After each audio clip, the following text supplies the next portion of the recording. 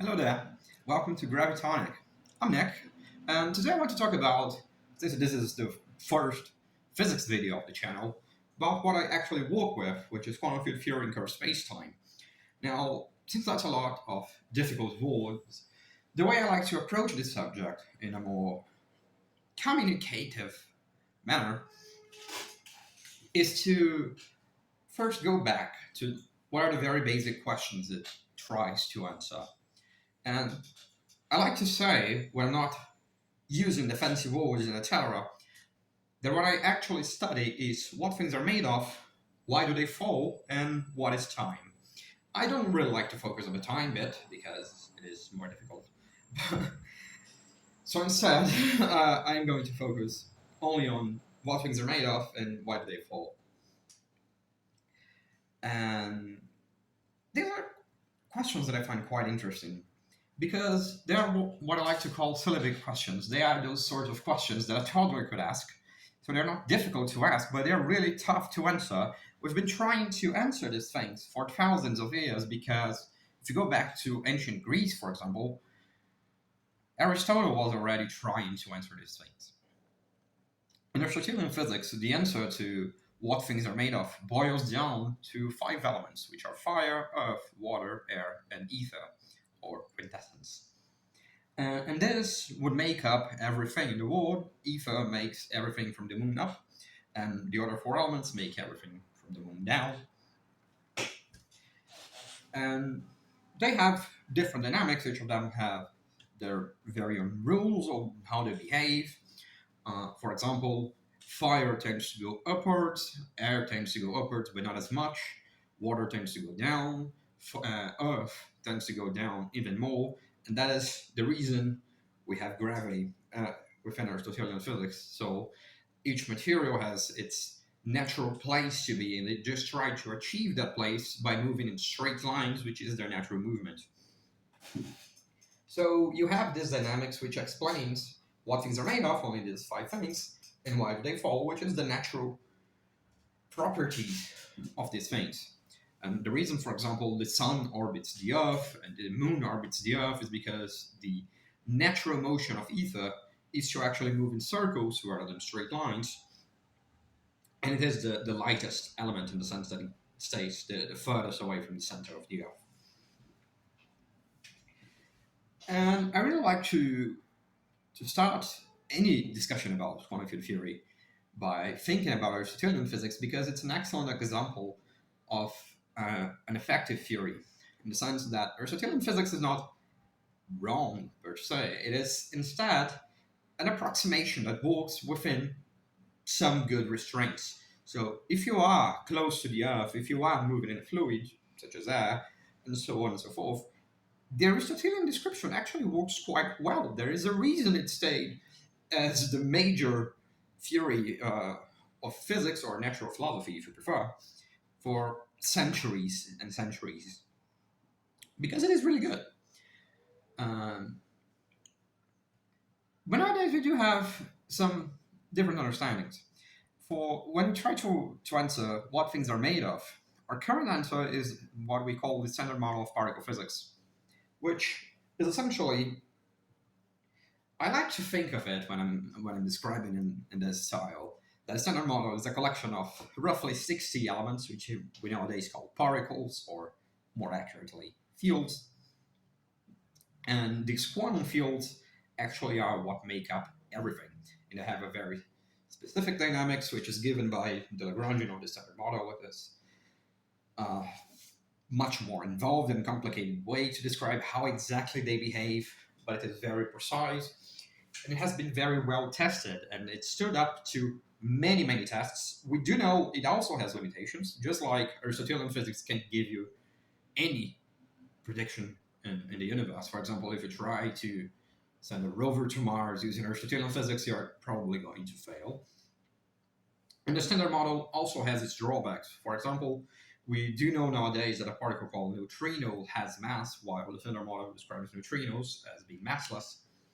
And so we do know it is wrong. It is incomplete. Some more things must be there, and which we still do not understand. Yet, it does answer many more things, and it is our most accurate description of what things are made of nowadays. And what I find funny in modern physics, in comparison to Aristotelian physics, is that in Aristotelian physics, the answer to what things are made of and why do they fall is actually tangled together. But when we move to modern physics, the answer to why do things fall is a completely different theory. It is not a standard model, it's rather what we call general relativity. And general relativity is a very different view in which you're not describing these quantum fields, which are one sort of object. General relativity is actually a theory about classical fields, which by field I mean a function of space-time. So it is something that takes some sort of value at each point in space and time. For quantum fields, these values are much more complicated and difficult and tricky and have some properties. While for classical fields, you can think of them usually as just regular functions from space-time to Rn or something like that. And what we have in general relativity is a description in which gravity is due to a property of space-time. So space-time in GR, which stands for general relativity, is the combined entity that comprises both space and time. So you no longer think of space and time as separate things, you think of them as one sole entity, which is space-time. And GR tells you how matter and space-time interact with each other, and in such a way that the presence of matter causes space-time to bend, while this bending, this curvature of space-time, forces matter to move in a specific way. So instead of moving in a straight line, the Earth actually goes in an ellipsis around the sun and stuff like that. Not really an ellipsis; it's more complicated orbit. But anyway, and so this is the basic idea. You have the structure of space-time, which tells matter how to move, while matter tells space-time how to curve. That's the description that John Wheeler, a famous relativist, gave for general relativity. And what's curious about this is that in Aristotelian physics, you have this description in which you answer both questions at once, while in modern physics, we answer each question in a completely different manner, and that, in principle, is sort of funny, because you see, general relativity is a classical theory. It is describing classical fields. It is considering classical matter, while the standard model is a theory defined, in principle at least, in flat spacetime, which means no gravity. The standard model knows nothing about gravity. And it has quantum fields, which are a different sort of object. So you can't naively just put the two of them together. This is not a deep issue. It's just an immediate thing. It's not. I'm not going, oh, they're fundamentally incompatible. No, what I'm mentioning here is much more flatter than that. I think of an example. It's something like saying that you can't fit an orange in place of a car's wheel. It's just as stupid as that. You see, the standard model has quantum matter, general relativity has classical matter. So, in principle, unless you make some modification to one of them, which might be minor, you won't fit them together. This is the same thing with classical electrodynamics. We do know how to quantize electrodynamics, electromagnetism, call it whatever you want. And the thing is, if you quantize electrodynamics, you can consider quantum particles interacting with the electromagnetic field, so you can consider how the electromagnetic field interacts with electrons. But classical electromagnetism knows nothing about the quantum properties of matter. So you can quantize it and get it to interact with quantum mechanics, but unless you do that, it doesn't really make sense to try to put quantum matter directly in classical electrodynamics. They just take different inputs. And so there's this funny thing. Our best theory of why things fall and our best theory of what things are made of are speaking different languages in which you can patch them together, at least in principle, but you have these difficulties. So, okay, we would then, of course, like to patch them together. What can we do? We want to describe how quantum matter falls. On the one hand, the best approach we would like to have is to actually have a quantum theory of gravity. And the reason we would like to have that is because we know that every other thing, every other property of the universe, if you want, is quantized. It works in a quantum mechanical way. It follows these quantum mechanical rules. But we still didn't do that to gravity, so we would like to do that. We do know how to do that, for example, with electromagnetism. We can't just pick electromagnetism and quantize it. What happens if we do that to gravity? And many places actually say that you can't do that because things go wrong and that GR and quantum mechanics are fundamentally incompatible, and that is just not true. That is incorrect. We do know how to quantize general relativity. We do have quantum general relativity. This has been around since the 90s at least. It comes from the works of John Donahue. And it is what we call general relativity as an effective field theory. So it won't work forever. So it breaks down. The thing is, when you quantize general relativity, it has this weird property which we call it as non-renormalizable. Which in the early days of quantum field theory, people thought it meant that theory doesn't work at all, but that's quite old. And nowadays, the view we have is, okay, you can actually quantize general relativity, you can get a quantum theory of general relativity, and you can compute, for example, what are the quantum corrections to the sun's gravity. And fun fact, they're really fucking small. They're like 10 to the minus 80 times the classical corrections. And you can do those calculations. However, the theory only makes sense if you consider somewhat large scales. You can't pick very small scales. And by very small, I mean Planck scale, which is 10 to the minus 35 meters. For you to have an idea, the scales in which the standard model works, so the scales of the particles of our best theory nowadays for what things are made of, or our most precise experiments in terms of which experiments can get to the smallest scales, is actually 10 to the minus 18 meters, which is, you can think of it as being the size of a quark in some sense. Yeah, in some sense, because technically it's a point particle, so it doesn't really have a dimension, but the scales in which that theory makes sense, the scales for the standard model are about 10 to the minus 18 meters. And the Planck scale is 10 to the minus 35, which means that if you picked our current best scale, in terms of our current smallest scale in experimental physics, and just zoomed in until it is the size of a meter, you would still have to go down the same distance to get to what is the Planck scale. It is ridiculous.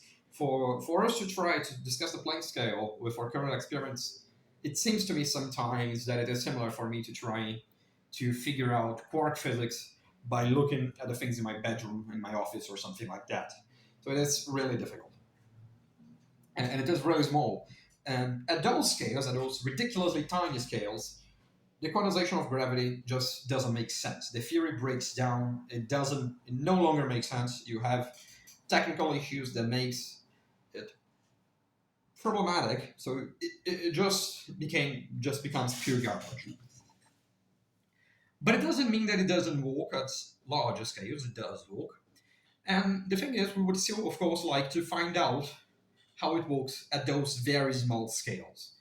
And that is the work of quantum gravity. That is what people at string theory, at loop quantum gravity, at asymptotic safety, and many other approaches are trying to figure out. And quantum field theory in space-time takes a completely different point of view.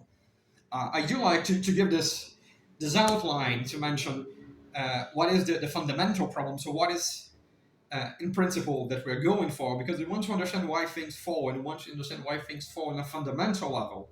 So ideally, we would like to have this quantum theory of gravity, which would describe to us how quantum matter falls at a very tiny scale, how exactly a quark falls, or how exactly something not really how a quark falls, but how something much smaller than a quark falls, and how gravity works and how space-time works in these very tiny dimensions.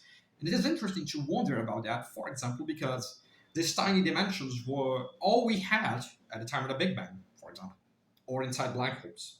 So if you want to understand how exactly the universe was at its very beginning, or at the end of time within black holes, which is something I might talk about a different day, then you do need to understand the quantum nature of gravity. And that is not an easy task. And the thing is, it is a very difficult task. And sometimes in physics, an approach you can take is okay, so this is a very difficult question. Instead of trying to solve it, I'm going to go for something that is not as difficult. And that is one of the views I take on quantum field theory per spacetime. It is very, very difficult for you to actually understand quantum gravity. And QFTCS, which stands for quantum field theory per spacetime, is a more conservative approach to trying to understand these interactions between gravity and quantum mechanics.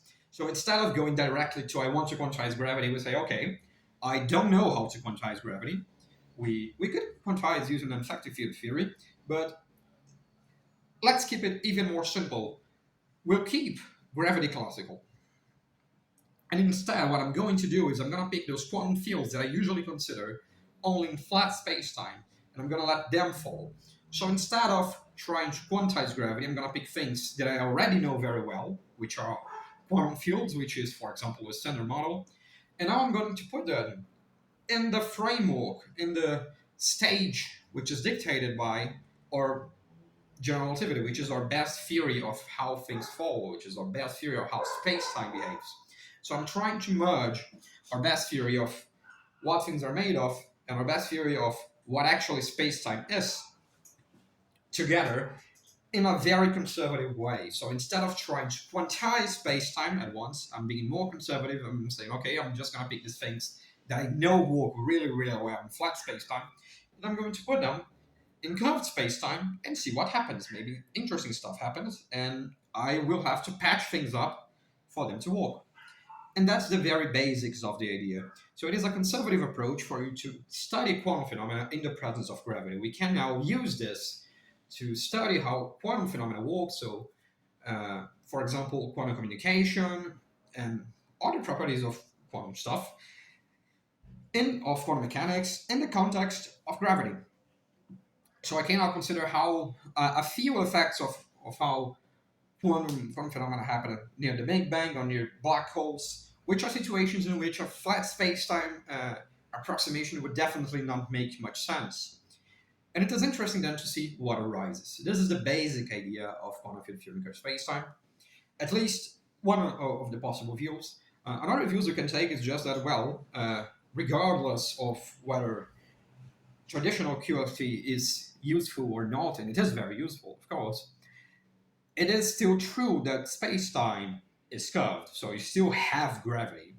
And hence, QFTCS can also be thought as a way of viewing QFT in a more complete manner, of understanding QFT deeper.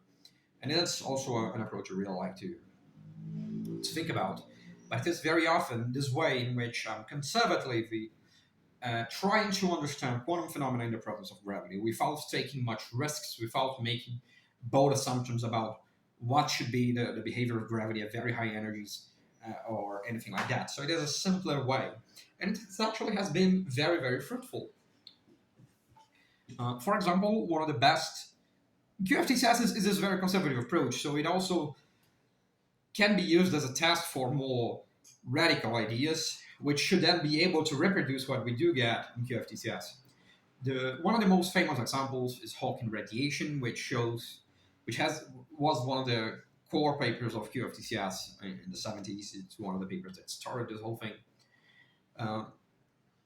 in which Hawking showed how black holes can actually radiate, and in the presence of a black hole, you actually can see the black hole as having a thermal spectrum. So the black hole actually has a temperature, a finite temperature, which is very counterintuitive in GR, because in general relativity, a black hole is something that can only suck in things in the sense that nothing can escape a black hole. So it doesn't really make sense to think of a classical black hole as being in thermal equilibrium with a gas or anything like that.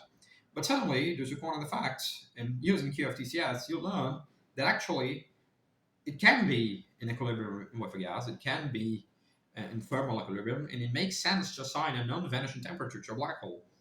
And it turns out that using these things, we find out that black holes actually seems to obey the laws of thermodynamics in some varying ways. It seems that their area is related to the entropy, uh, and it hints at many deep insights about what is the relation between thermodynamics, gravity, and quantum mechanics, which seems to take us into some quite profound issues about the universe. This is one of my favorite aspects of QFTCS, but it brings some quite interesting aspects even to flat space-time physics, because in flat space-time, you usually consider only inertial observers, but when you're tackling GR, you end up with a machinery that teaches you how to also deal with non-inertial frames of reference, even in relativistic settings. So you can also think about quantum field theory in flat spacetime from a non-inertial point of view. So you can pick, for example, accelerated observers, and you get something which is called the Unruh effect, which I'll probably make videos later on both the Hawking and the Unruh effects. But uh, but just to give a quick overview, what happens in the Unruh effect is that you figure out that if an inertial observer is seeing the he's seeing no particles at all. So the physical situation he is in is that he sees no particles at all. And an accelerated observer is in the very same room, for example. Then it happens that the accelerated observer will see particles, and it will see particles with a thermal spectrum at a temperature proportional to their acceleration. And I find this very interesting because it challenges our notions of what is a particle and teaches us that quantum field theory is actually a theory about fields, not about particles. And particles are just a construction that we humans decided to use because we thought it would be useful. And it turns out that, as it seems, the universe doesn't really care that much about particles. And I find this thing quite motivating. And I find that a very interesting manner of approaching some of the fundamental issues about the universe, in which we do not have all the answers, and we do not claim to be able to get to all the answers. So it is quite difficult to quantize gravity. It is quite difficult to get to those very small scales. So one thing that we can do is instead just start slow and move with baby steps and see how gravity and quantum mechanics work when we let them together do this stuff. And we end up learning a lot about that, and I find that particularly inspiring. And I'm still not used to ending videos, so I guess this is a good point to end, because otherwise I'm going to spend another 20 minutes talking about particular effects of QFTCS, and I guess I should leave some content for future videos. So let me know if you'd like to hear about more about this, whether there is anything in particular I mentioned that you would like to hear more about. And yes, that's a bit abrupt, but I guess that's it for today. Thank you very much. Cheers.